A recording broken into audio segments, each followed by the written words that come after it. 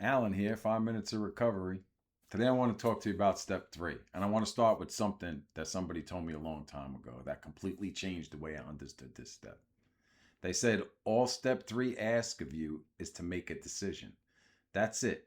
A decision to turn your will and life over to the care of God as you understand Him, and a decision to go through the rest of the steps. That's the whole thing. Now, I know that might sound simple, but don't let the simplicity fool you, because for someone like me who had been running on self will their entire life, making that decision was everything. See, for years, I was the director of my own life, and I was terrible at it. My way got me homeless, it got me incarcerated. My way destroyed relationships. My way kept me sick. And step three was the moment I finally said, okay, I'll try a different way. Not my will, but yours. That was a turning point. And here's what I want you to understand about that. When I made the decision to go through the rest of the steps, that was God's will for me, because the steps are what allowed God into my life. The steps created the space for change to happen. And that change, that shift in thinking, that's the miracle. Now, I want to talk about something that I think is really important. And I always make sure to share with the guys that I work with. Step three says, God as I understand Him. Did you catch that? As I understand Him. That means that you get to decide what that looks like. Nobody is telling you what God has to be. Nobody's forcing a religion on you. Nobody's saying you have to believe what they believe. You get to come to your own understanding, and I think that's one of the most powerful things about this program. It meets you exactly where you are.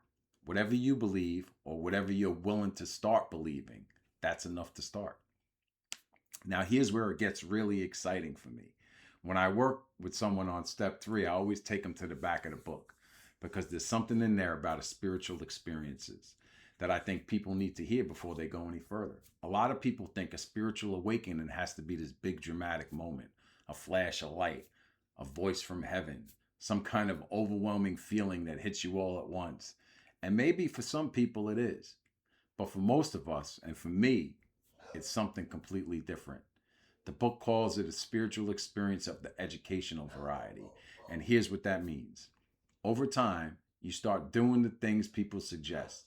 You go to meetings, you work the steps, you make the calls, you show up, you help others.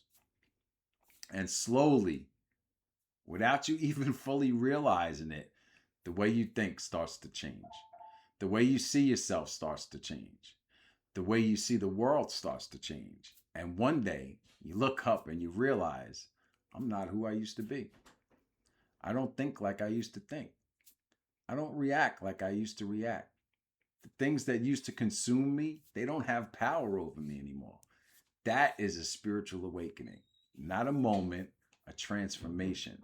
And it slowly happens because you made the decision, because you went through the steps, because you let God in whatever way you understand Him, and allowed that grace to do what you could never do on your own.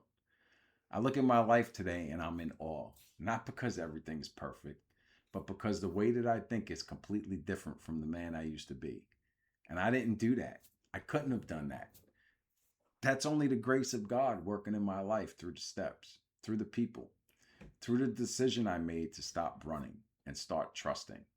So if you're sitting at step three right now and you're not sure what you believe, and the word God makes you hesitate and uncomfortable, I want you to hear this. You don't have to have it all figured out.